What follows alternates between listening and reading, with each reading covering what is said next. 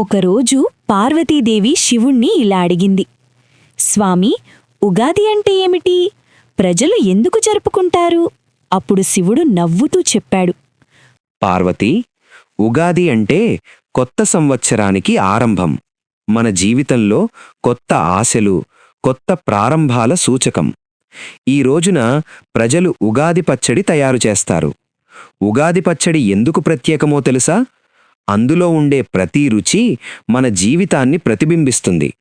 తీపి అంటే ఆనందం, పులుపు అంటే ఆశ్చర్యం, చేదు అంటే బాధ, కారం అంటే కోపం, ఉప్పు అంటే ఆసక్తి, వగరు అంటే భయం. ఇలా ఉగాది పచ్చడిలో ఉన్న ప్రతి రుచి మన జీవితంలో ప్రతి అనుభవాన్ని గుర్తుచేస్తుంది. అందుకే జీవితమంటే ఒక్క రుచి కాదు, అన్ని రుచులు కలిసిన అందమైన ప్రయాణం. ఉగాది శుభాకాంక్షలు దేవి.